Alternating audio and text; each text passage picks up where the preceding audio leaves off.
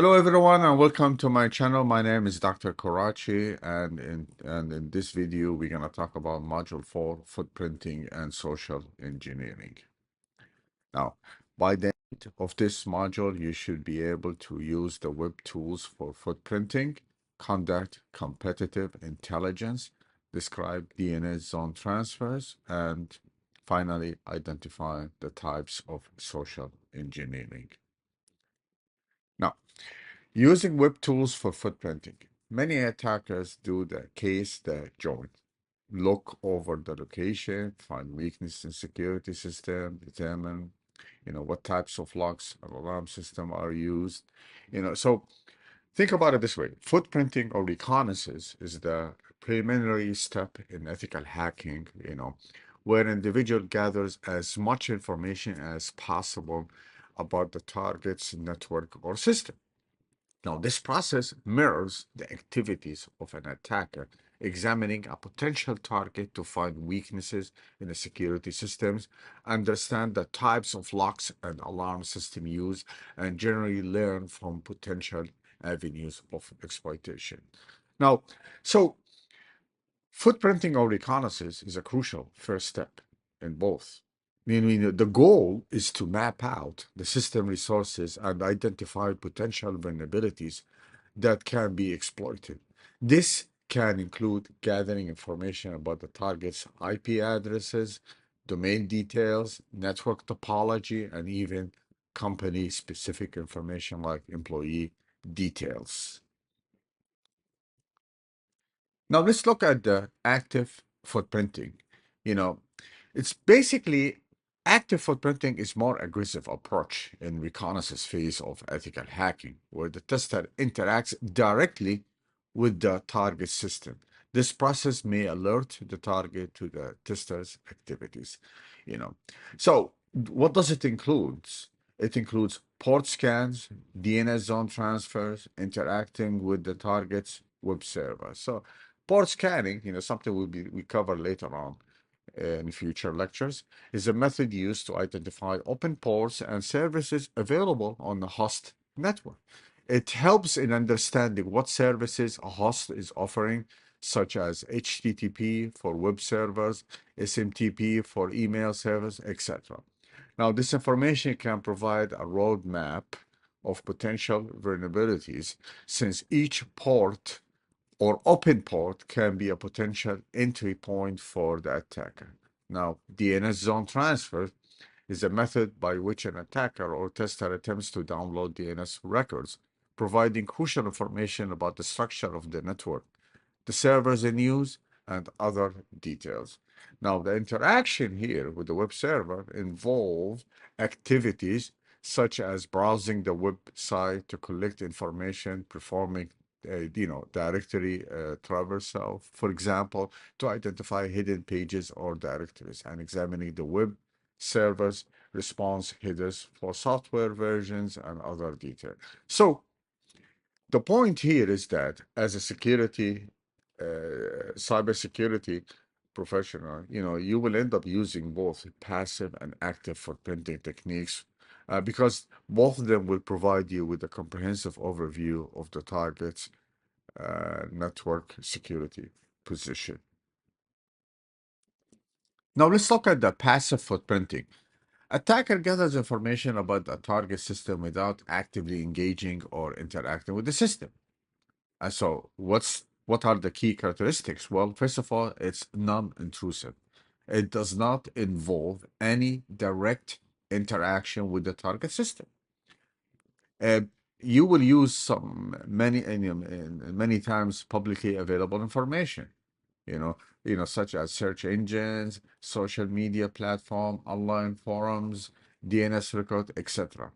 Now, what about the legal and ethical consideration? Well, since it does not engage with the target system, it typically does not cross legal or ethical boundaries, making it a commonly used approach in ethical hacking and cybersecurity intelligence.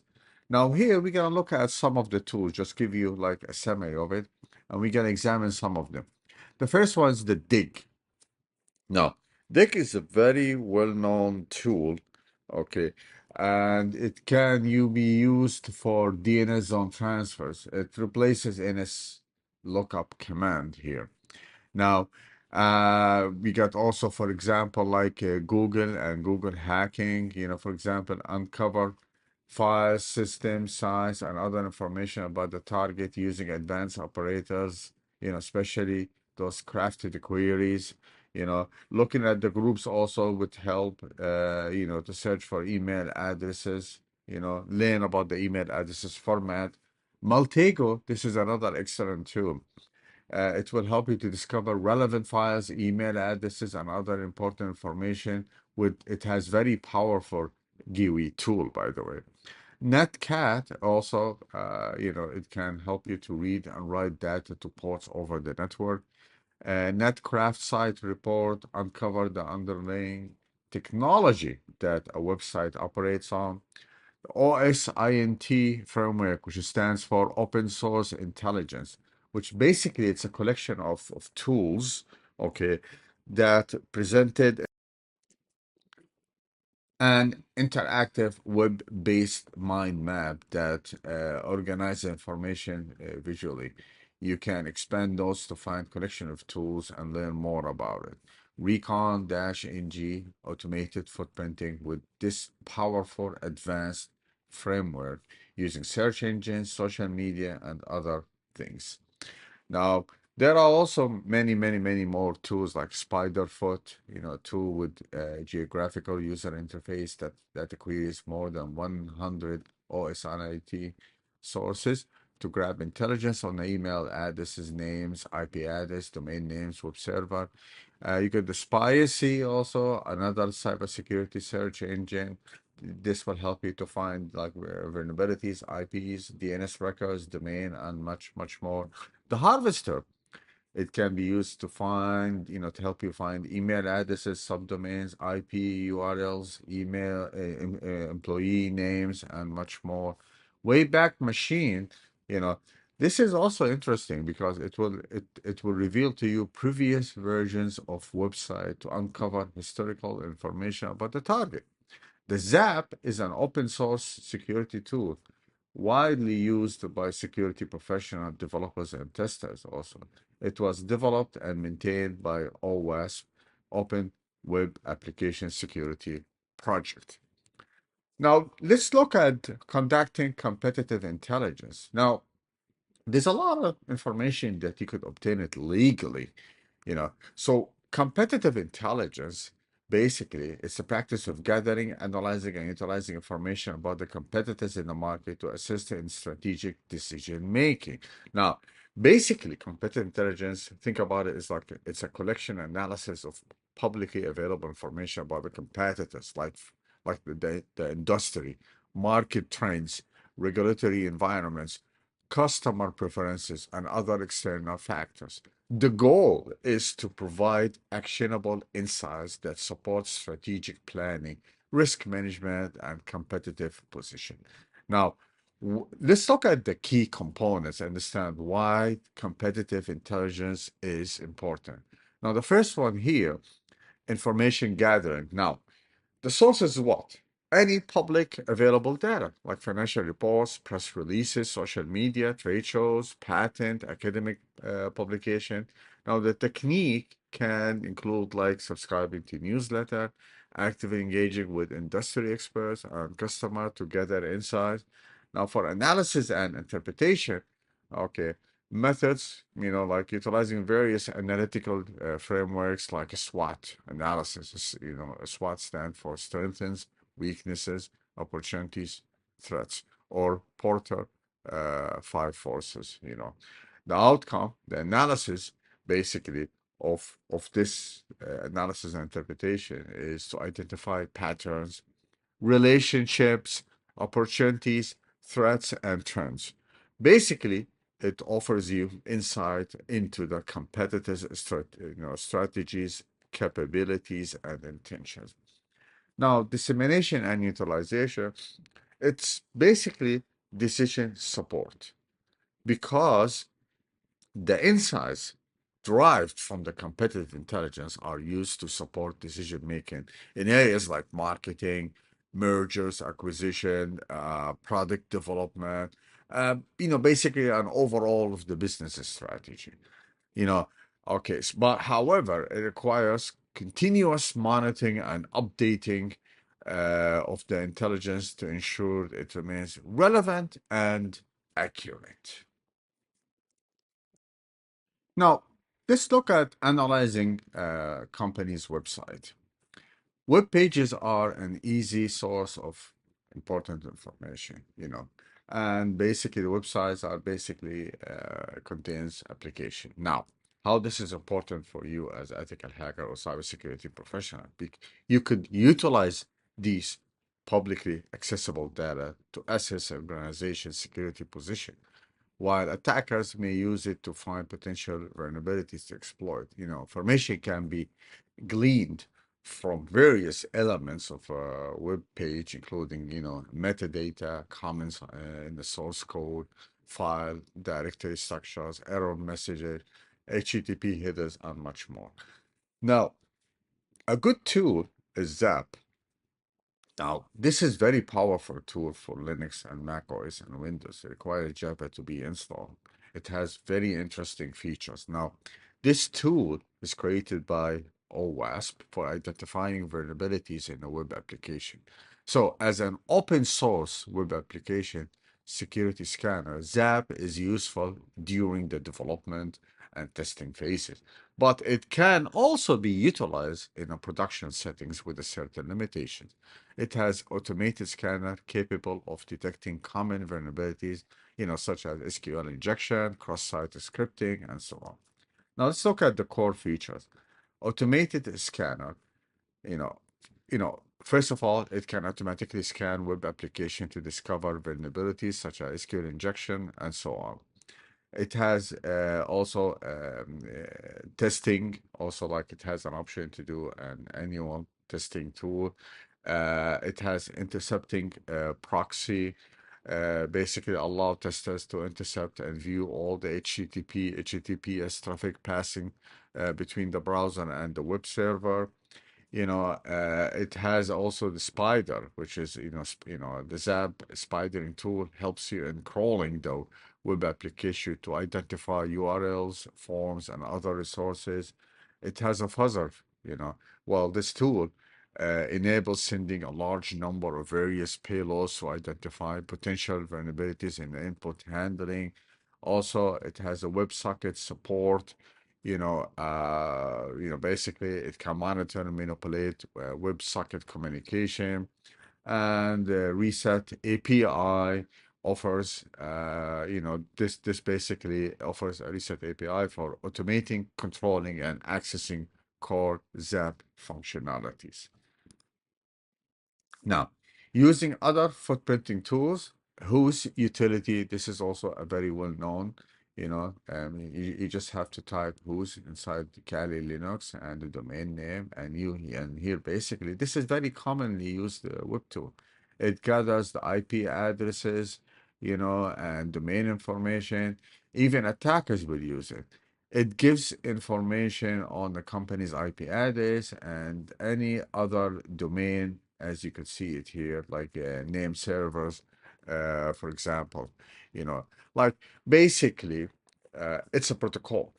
And the information provided by this protocol can include like domain name, owners, contact information, domains creation and expiration dates, name servers, as you see it right here.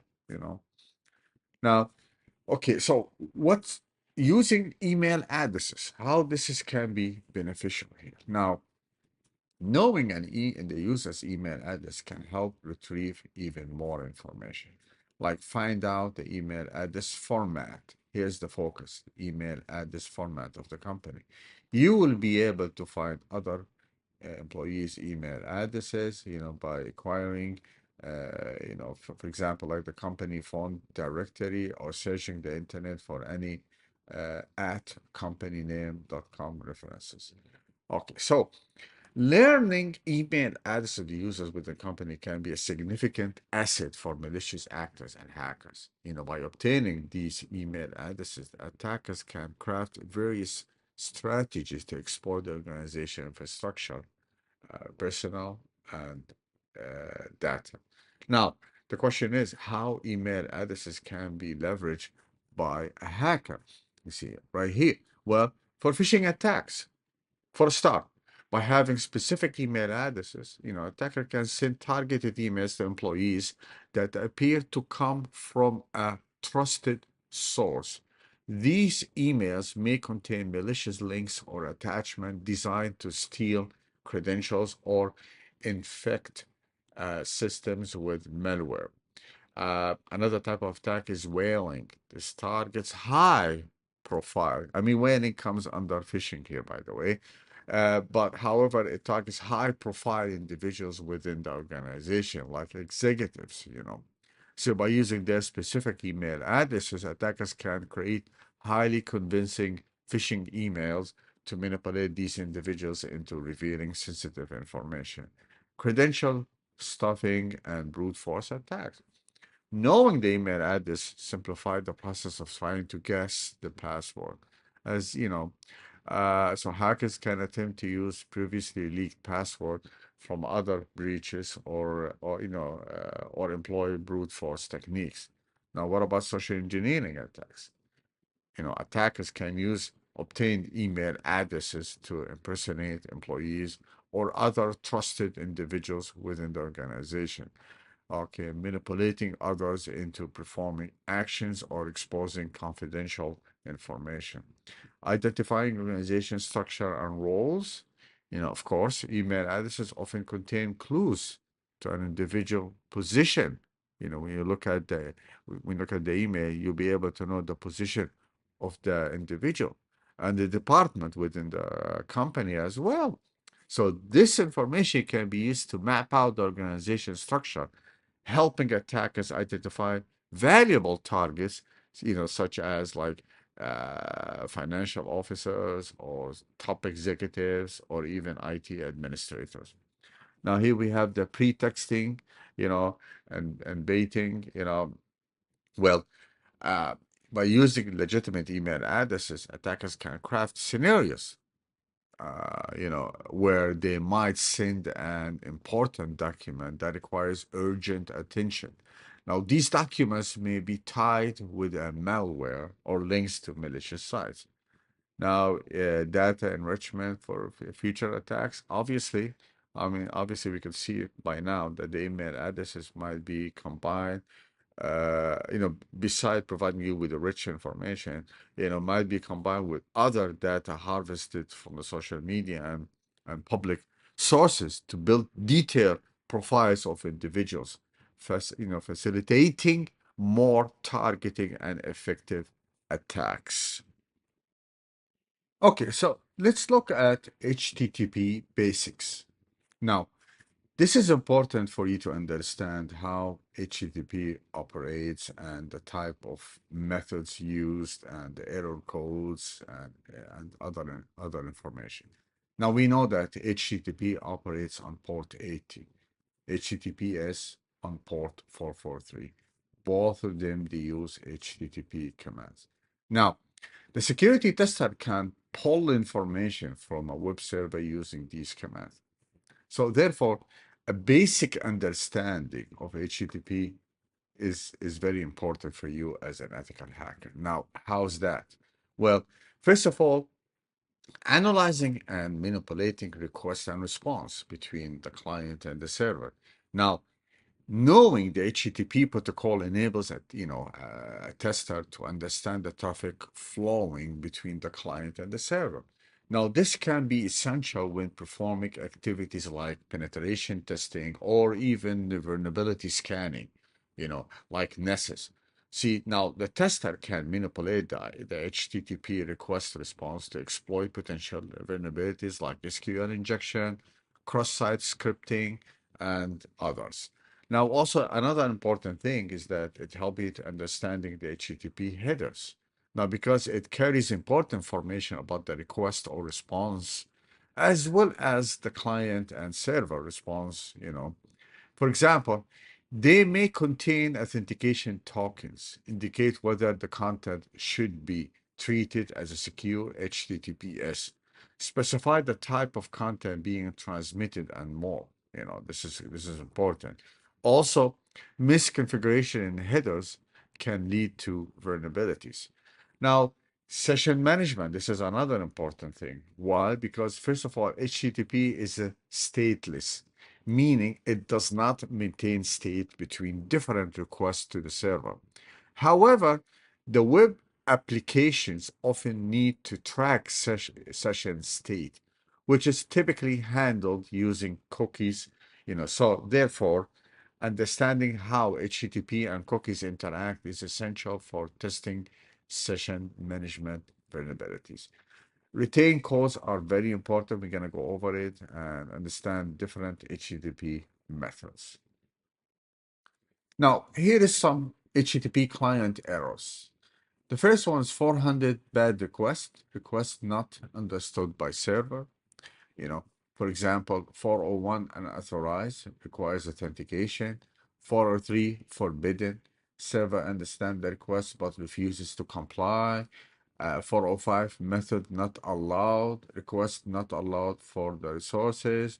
406 not acceptable, and others. Now, this is for client errors. Now, let's look at the server errors here. Okay, the 500 internal server error request could not be fulfilled by the server. 501 not implemented, server does not support the request. 502 bad gateway, server received invalid response from the upstream server, and some other error messages here. Now, let's understand the HTTP methods here. Okay, so the web application structure, when it comes to this thing, HTTP methods like get, post, delete, and others, okay, represent different operations for interacting with the resources in the web application. Now, let's talk about the security concern for each one of these. Okay, the most important things from get to hit. Get method. Now, retrieve data by URI. So sensitive data exposure, that's one of the security concerns. See, the get method appends data to the URL. So any sensitive information included in the request can be exposed in the server logs, browser history, or referrer headers. Post, okay, method, the security concerns such as insecure direct object reference. Okay, like if object references, such as URL parameters are exposed without proper access controls, a malicious user might manipulate these references to gain unauthorized access to data. That this is why post allow data to be posted. See, another concern is lack of proper validation, input validation issue. Like if the server does not correctly validate and sanitize the input from the post request, it may lead to vulnerabilities like SQL injection. Now, delete, request that, that the origin server delete the identifier resource. That's very dangerous, because the security concern, for example, like unauthorized deletion. Again, without proper access controls, an attacker may utilize the delete method to remove critical resources, leading to data loss or service disruption.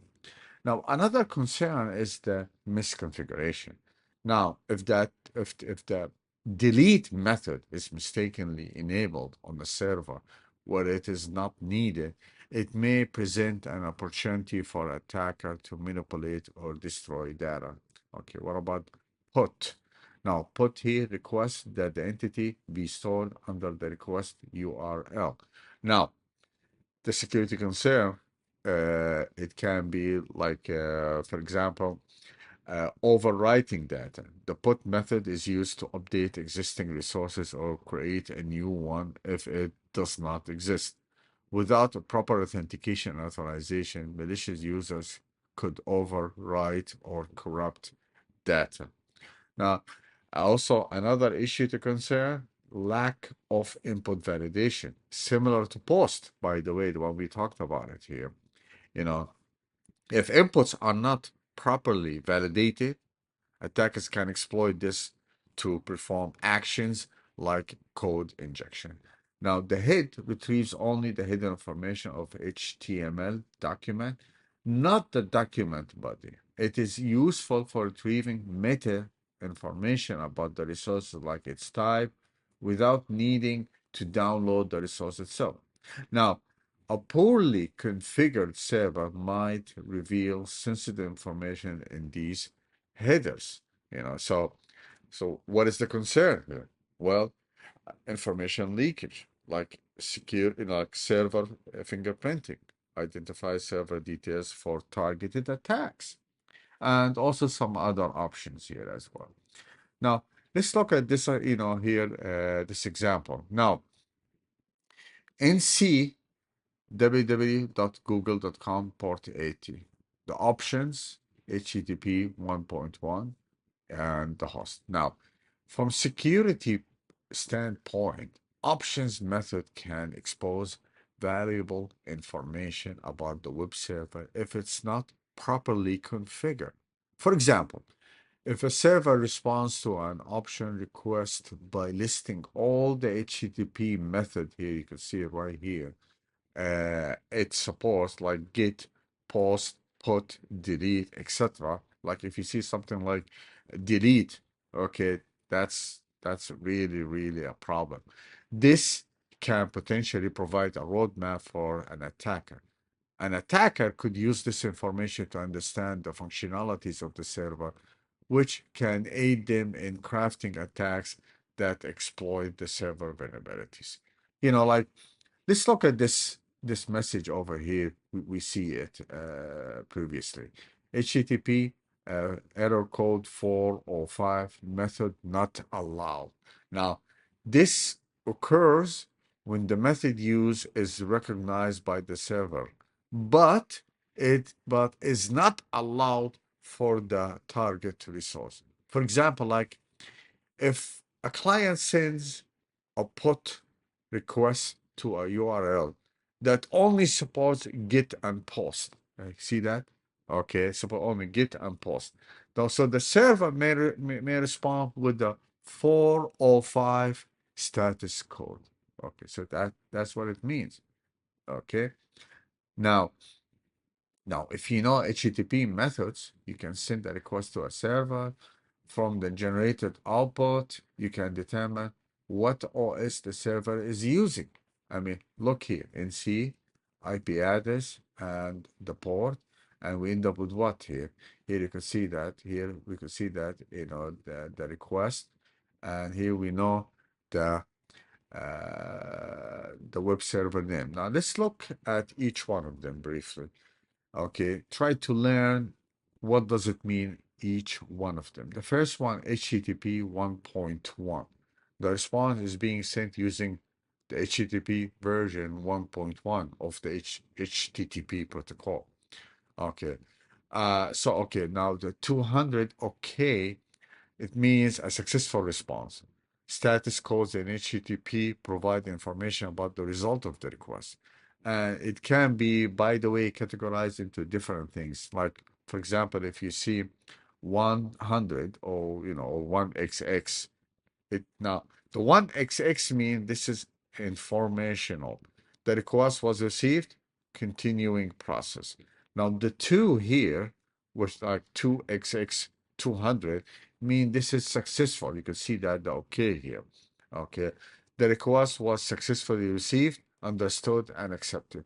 Now, if you see 300, for example, I'm saying redirection, the further action must be taken to complete the request. If you see 400s or something, that means it's a client error. The request contains incorrect syntax or cannot be fulfilled. Now, if you see 500s server errors, like the one we show right here, okay, 500. Now, this means what? Okay, the server failed to fulfill a valid request. Now, let's look at the server here. Here we see Apache 2.2.8 Ubuntu. Okay, now this means what? That's the server, indicating the server, okay, which is the Apache server, which is a very common web application, web server application. The 2.2.8 specific version number for the Apache web server. So learning this will help you to search for any type of vulnerabilities applicable to this version here as well. Okay. What about the DAV? Okay, -2. This stands for Distributed Authoring and Versioning. It's an extension to HTTP protocol that allows clients to perform remote web content authoring operations here. Now, 2, that means DAV version 2. Now here you can see that it's powered by PHP. Again, this is the powered by. It's a common HTTP header that indicates the technology supporting the web server. It provides information about the server's scripting languages, tools, or framework. Using PHP here. So I mean, okay, so PHP, if you're not familiar, it refers to a scripting language used on a server.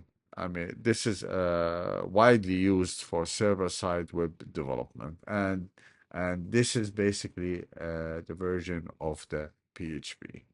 Okay, and he means the connection, the content length is 892, and it's HTML, and here's some other information related to the web page access.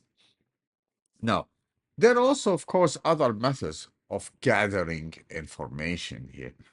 With just a URL, you can determine the following that a company is using, like web server, simply by sending a simple HTTP request to a server and examining the return HTTP headers, as I showed you, before, you can often determine what web server software is being used. The example I just gave you, the Apache or IIS for Windows. This is because servers often include a header, the header information there, okay, and their responses identifying the server software. Now, it can tell you the operating system with the help of Nmap also.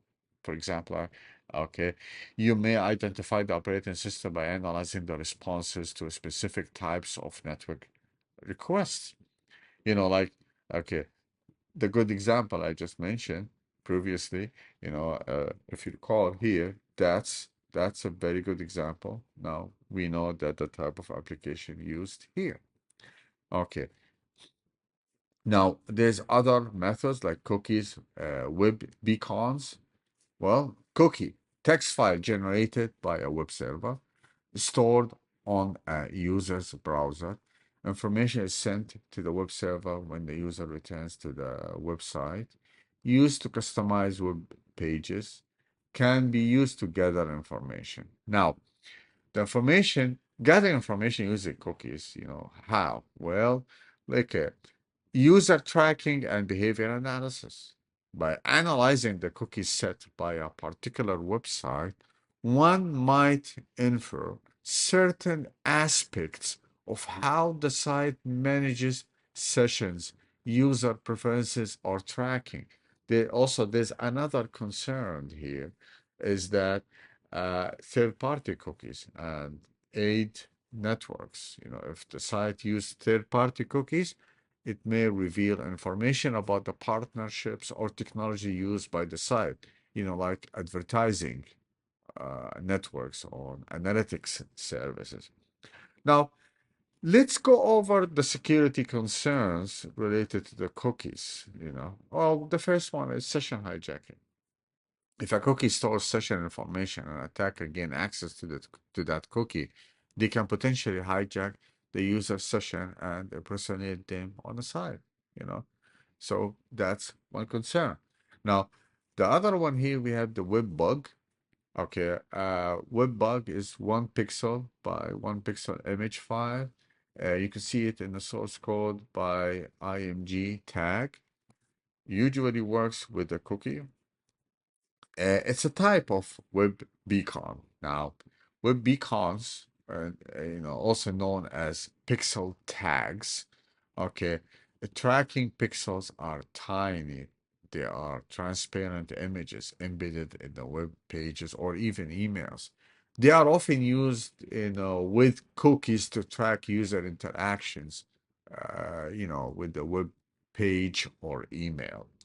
Now, the purpose, I mean, it can be similar to spyware or adware. It can come from a third-party companies, and well, again, what about gathering information using the web beacons? Well, user interaction tracking.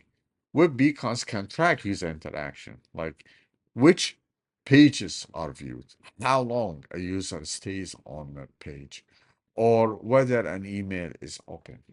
Also, it can be used to gather information through analysis of embedded content, like examining the presence and the behavior of web beacons might reveal information about the technology used for analytics or marketing. Okay, and as well as third party affiliations here.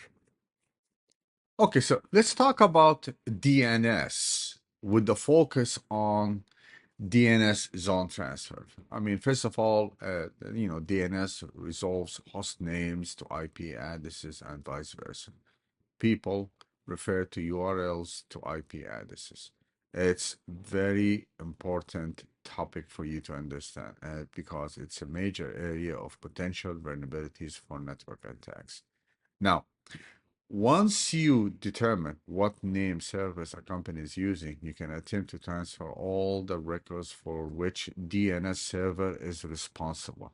This is called zone transfer.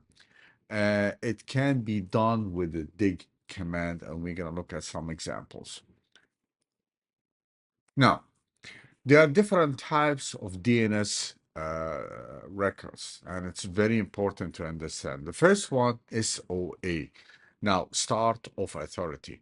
Uh, the start of authority record is a fundamental part of the DNS zone because it contains information about the zone authority, which includes the primary authoritative name server, email addresses of the administrator, serial number, refresh time, retry time, expire time, and the minimum TTL, time to live. The MX records specify the mail service responsible for accepting email messages for the domain. This information is used to route emails to the correct destination server. Priority values are associated with each server to handle the order of delivery if multiple servers are present. Something I'm going to show you in the next few slides. Now, name server here NS stands for name server. These NS records identify the authoritative name servers for a given domain. These servers hold the authoritative DNS information and provide the answers to the DNS queries for that domain. This might be, there might be a multiple NS records, for redundancy and load balancing here. Now, a IP address of a host is basically an A record, simply maps a domain name to an IP version for addresses. This allows the user to type in a human readable domain name, and the DNS system will return the corresponding IP address to facilitate communication with the host. Now, the PTR basically lists a host domain name, host identified by its IP address.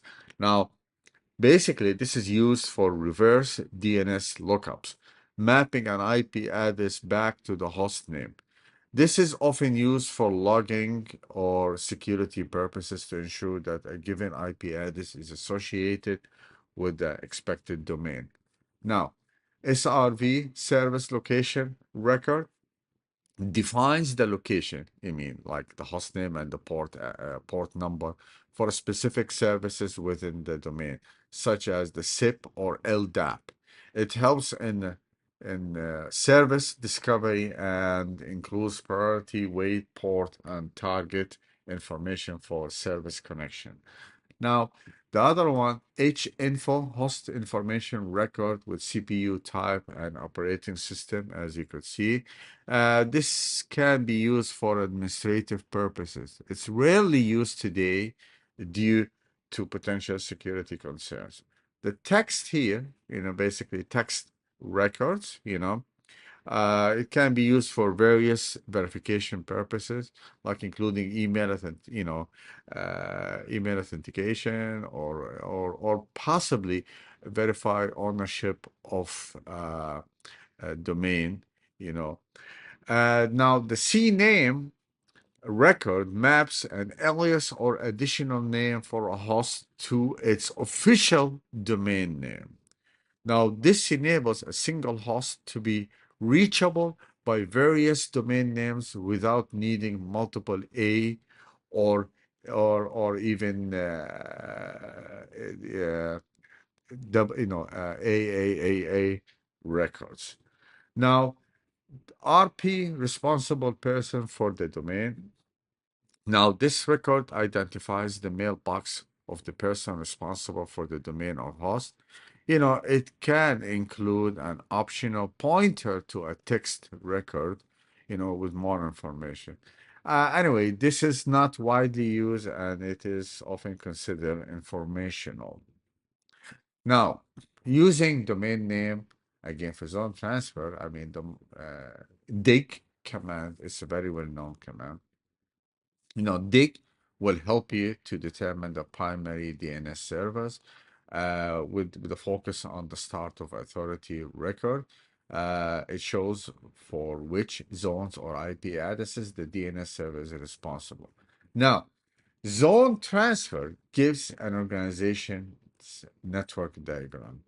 So this information can be used to attack other servers or computers that are part of the network infrastructure. Now let's look at one of the methods used to replicate the DNS database across a set of DNS servers. There's a special record type called AXFR, which used to do DNS zone transfer. Now with the zone transfer, a hacker may get all the DNS records by querying or asking a single host for entire information. As a result, now, the hacker here in this case will have a map of the company's network as you see it right here. Now here is very simple. You put down dig, the name server and the domain name, and you just type AXFR. And the dig will do its magic and will give you this information, like for example, the start of authority. We just talk about it here, the start of authority, the name server, the A records, the CNAME, the mail exchange record, start of authority, and how long it took it to get the information, and some other information. Now, let's look at how can you do zone transfer using the host command. Now, first of all, you type host name server and the domain name, and then the command will display to you the name servers associated with the domain name, and then you will try to do host-l zone transfer.me, and you pick one of those name servers here, in this command, and and you just and you're hoping to get some zone transfer information, but here it did not work because it is not allowed. And also you could use here, you could also use another command, the same thing, host-t with AXFR, with the same result. Nothing came out because the zone transfer is blocked. Now let's look at the NS lookup. Now, here you can see that NS lookup dash type, you specify the type. I'm looking for NS name server. So This used to create the name server records for the domain. In this example here, we have example.com.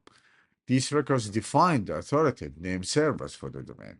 Now here, ns-lookup-query mx, okay, which means what? It used to query the mail exchange records for the domain name, example.com, for example, as an example. Okay, so here you'll be able to know, the name servers that handle email for the domain. Now, here there's also another example here. How to query the start of authority record for a domain. Okay, and same thing, ns lookup dash type equal SOA example. Now, there's interesting information that I want to make sure that you become familiar with it. Here, for example, once you run this command, you get bunch of information here. Now, the first one here, basically, here you could see that this is the name server, and here you could see the mail address, the mail address, basically responsible email address for the administrator for the domain. Now look at the serial number here. That's the serial number. This is a version number for the zone file, typically implemented when changes are made to the DNS server records. Now, the refresh time, 7200, the interval at which the secondary server should check for updates from the primary server. Retry time, that's the interval between retries if the secondary server fails to reach the primary server, because usually on the network you have primary DNS and secondary DNS, and they need to communicate together, especially the secondary server needs to communicate with any updates happen to the primary server, because in case the primary server goes down, the secondary server can maintain, communication with the clients. Now here we have the expire time. Now, the expire time, the time after which secondary servers should consider the data stored if they cannot reach the primary server. Now, the minimum TTL is basically the minimum time to live value for records in the zone, defining how long cache data is considered valid here. Now this information can provide insights into the domain configuration, like how the domain is configured and maintained. Another clue can give you is that change tracking, it helps you to monitor changes to the domain by observing the serial numbers here. Okay, how often? Security assessment, and like identifying potential misconfiguration or vulnerabilities with the DNS setup, and also for troubleshooting any DNS related issues here. Now, this is also another example. Now here for the ns lookup, dash type equal any. So I mean, give me any information you have available. See, the results here shows various record types, like the start of authority. Beside this information I just mentioned before, here you can see the internet address, you can see the name server, the mail exchange server for this particular domain. See, the actual response may vary based on the DNS server's configuration. So I mean, okay, and specific record associated with the domain. So, as an ethical hacker or cybersecurity, you know, such a command might be part of your toolkit for analyzing DNS configuration. Checking for misconfiguration or gathering information during an unauthorized security assessment. Now, let's look at some example of dig. Dig is very important command. Here you could see that we use the dig Twitter NS name server. And now the answer section right here tells me these are the name servers associated with the twitter.com. Now, here I'm asking for the start of authority. Now, here's the information related to the start of authority using the dig. It's very simple command. You just type dig, domain name, and what type of records you want to retrieve. Now here we have dig twitter.com mx. Now here you can see the mail exchange records associated with the twitter.com. You see 10, 20, 30, 30, 30, and these are the domain names. Sorry, and these are the email exchange related to twitter.com. Now, the question is here, how can you stop this from happening? Now, this screenshot was taken from a server, Windows server, basically.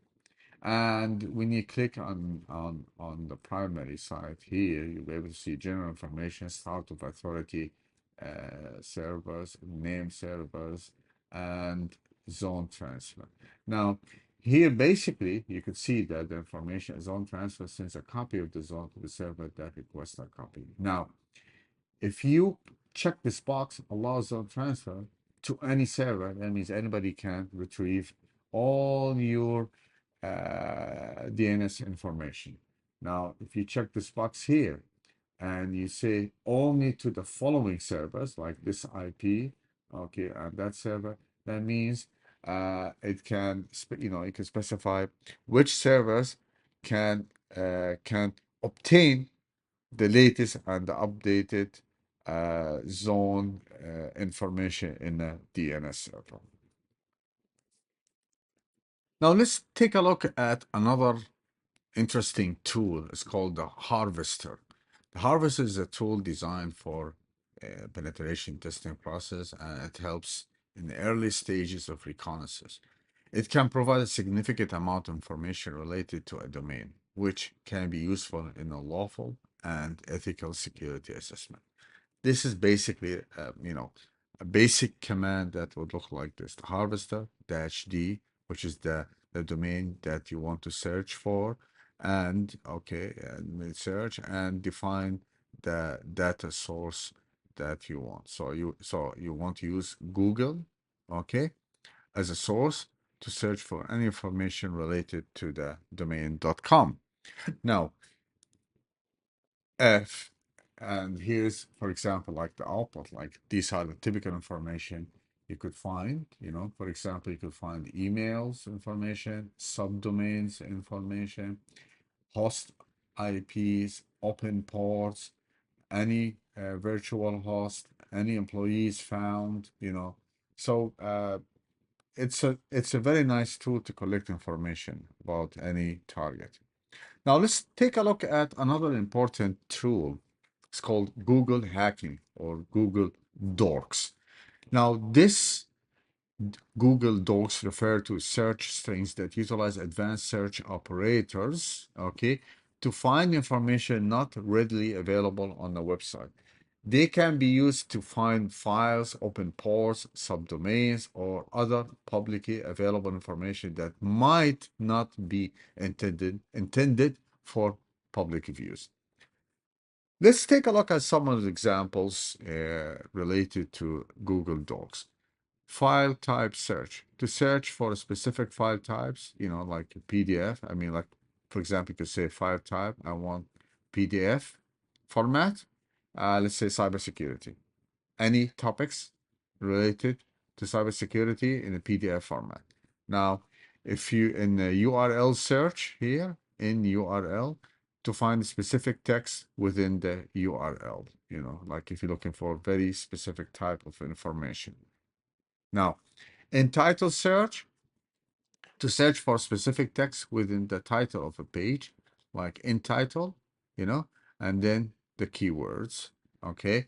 And then you got site-specific search to search within a specific site, like site, the domain name, and what exactly you want to look for, This is the format.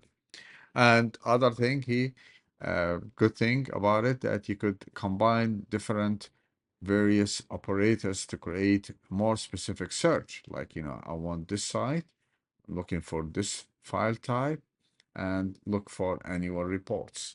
So these, I mean, if the site is not configured properly, you could retrieve some information. Now, let's assume you want to find publicly available PDF files related to cybersecurity on, just basically on any site. Like this is the domain name. You put, you mention the site, okay, and the file type, and then you specify what exactly you're looking for, or what titles you are looking for. Now, the last topic for this lecture is about social engineering. Social engineering is a very important topic for you to understand. Now, social engineering uses the art of deception to extract valuable information from well-meaning people who are trying to be helpful. The art of social engineering is basically older than computers, uses knowledge of human nature to gather information about, different things, like, their company. Basically the goal is obtaining confidential information such as password, obtain other personal information. Now, there are many tactics used by social engineers. So I'm going to mention a few of them. The first one is the persuasion. Now, and persuasion in social engineering involves influencing somebody's thoughts, attitude, or behavior. The attacker seeks to guide the victim into performing actions, or releasing information. The techniques can be different. Like, for example, like pretexting, creating a fabricated scenario to obtain information, which means like, or could be like offering something to the victim first to increase the likelihood of compliance. Example, a social engineer might pose as a technical support agent and pursued the victim to provide login credential by claiming they, to need them for a routine security checkup. Intimidation involves invoking fear or anxiety in the victim. It creates sense of urgency that makes the victim to comply without fully considering the implication. Now, techniques can be like threats, direct threats to pressure, action, authority, or posing as a person in a position of power, such as a manager or law enforcement officer. An example, like a social engineer might claim to be from a legal department and threaten legal action unless the victim complies with a certain demand, such as paying a fabricated fine, extortion or blackmailing, leveraging compromised information, utilizing like stolen or sensitive information as a leverage, which, I mean, it could create pressure, setting, for example, like setting tight deadlines to act, reducing the victim's ability to think carefully. Example, an attacker might threaten to release embarrassing photos or sensitive corporate information unless the victim pays a ransom or provide access to additional data. Now, social engineering is probably the biggest threat to networks and the most difficult to protect against. Now, the main idea is, why try to crack a password when you can simply ask for it? I mean, usually, a user might disclose a password to IT personnel. Now, social engineers study human behavior. Okay. Now, studying human behavior is very important because they could analyze the human behavior patterns, including emotions, reactions, and decision-making processes. This understanding allows them to predict how a target may respond to certain situations, facilitating manipulation. So, for example, like create a sense of urgency to remain friendly. By establishing a sense of urgency, Social engineer can cause a target to act quickly, often bypassing normal reasoning or verification process. This could involve fabricating a critical situation that requires immediate action, such as a security breach or a time-sensitive offer. The target's desire to remain cooperative may further compel them to comply without questioning the request. They recognize personality traits. Now, means understanding individual personality helps social engineers tailor their approach to the specific target. Recognizing whether a person is more likely to respond to authority, empathy, greed, or any triggers allows them to use the most effective persuasion techniques. Another important thing here, understand how to read body language. Reading body language can provide cues about the target's thoughts and feeling.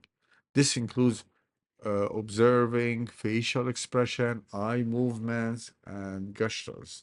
By interpreting these nonverbal signs, a social engineer can adjust their approach in real time to increase the likelihood of success. Now, reading can read a person's tone of voice for clues. Okay, so the way a person speaks, including the pitch, the volume, can reveal their emotional state and confidence level.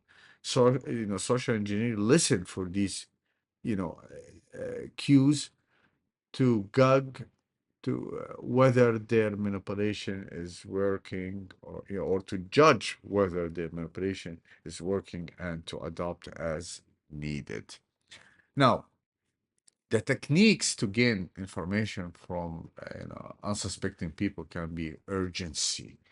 Uh, this may involve presenting a fabricated problem that requires immediate action, taking advantage of individuals' panic or concern. Now, the quid pro quo, this method involves offering something in return for information or action. I mean, it might be a tangible reward like a gift. By creating a perceived obligation, the attacker can manipulate the target into releasing sensitive information. Status quo, this technique leverages people's general preferences for maintaining existing social arrangement or relationships. Now the attackers may create scenario where deviating from this, you know, status, or might appear to threaten social harmony or personal reputation. Now this can pressure targets to comply with requests they otherwise might question. Now, kindness is another issue here. It's known as a pretexting. I mean, this approach uses, being friendly and show empathy to build trust. The attacker may pose as a friend or colleague and use compassion to lower the target's defenses. Now, again, this method relies on the inherent human tendency to trust those who show kindness. Position. Now, utilizing one's apparent position or authority can be a very powerful persuasion tool. This might include posing as a company executive or some other authority figures.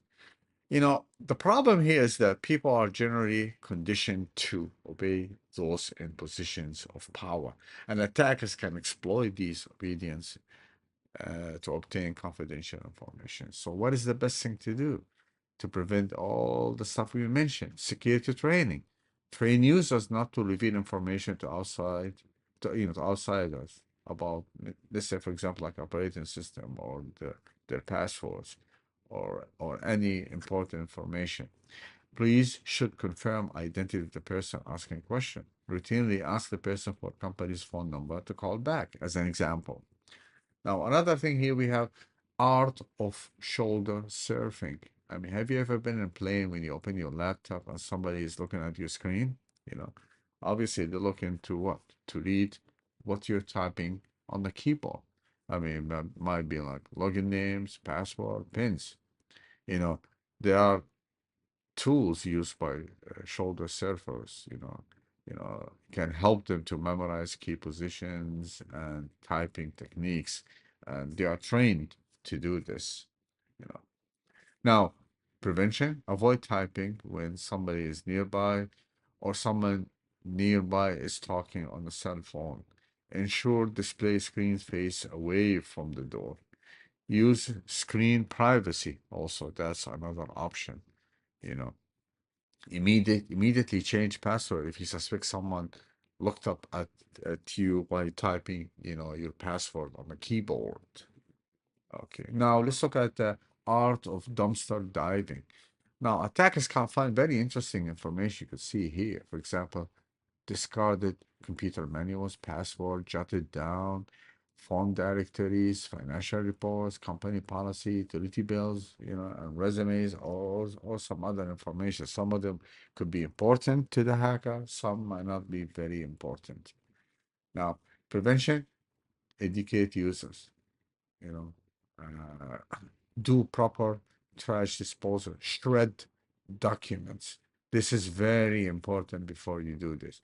And another thing here, disk cleaning software also can, should be used on the computers or hard drive before disposing them. Also, this is very important to do this. And anything that's related to company should not be thrown in the trash bin. It should be shredded.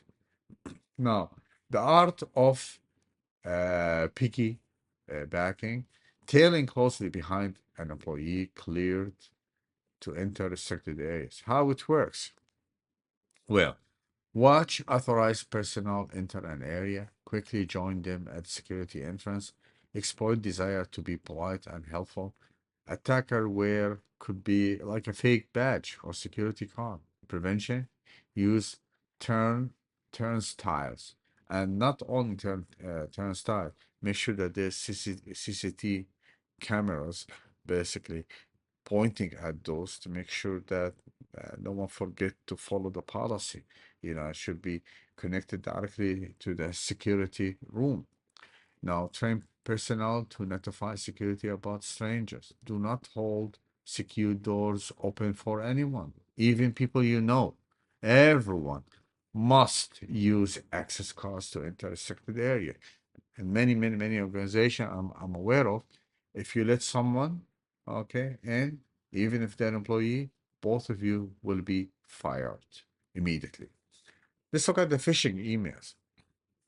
No, phishing emails, like a typical subject line could be like update your account details, usually framed as urgent request to visit the website, and website is fake, and the money you lose is real in this case. So be careful.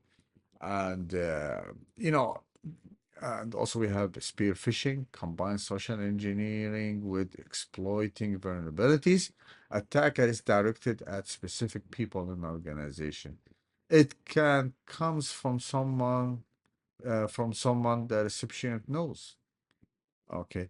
Now, see, phishing emails are one of the most common forms of social engineering attacks, targeting individuals by soliciting sensitive information through deceptive emails that mimic trustworthy entities. Now, key components of phishing is what?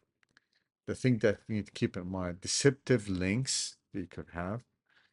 Often those phishing emails often contain hyperlinks that look legitimate but redirect the user to a malicious website. The URL may be misspelled or utilize a homograph attack where characters are replaced with, visually similar ones. I mean, you could also find something in those phishing emails like urgent language, you know, like great sense of urgency, prompting immediate action. like phrases like your account has been compromised or urgent action required, are used, to spur immediate unthinking compliance. It could be also like requests for personal information, you know. This can include like login credentials, social security numbers, or banking information. Now, another issue is the attachment that contain malware. Some phishing emails contain attachment that when you open it, execute malicious code. This can lead to your computer being compromised and your company's network. Okay. Also, spoofed sender addresses. Attackers may forge the sender's address to make the email appear to be from a legitimate organization or individual, further convincing the target of its authority. And here's just a simple example of PayPal. We all receive something like this, it tells you that, your account temporary has been limited temporarily in order to protect it. The account will continue to be limited until it is approved. Once you have updated your account records, your information will be confirmed and your account will start work as normal once again. So you click here, you enter information, they got you. They got all your information. And these are just the references used for the social engineering. And finally, what we covered a lot of, we covered the concept of footprinting or reconnaissance. We talked about many web tools. We learn about the competitive intelligence and DNS zone transfer. And finally, we talked about social engineering. And I just want to say thank you so much for listening to this lecture. I hope you find it useful. And thank you again for listening.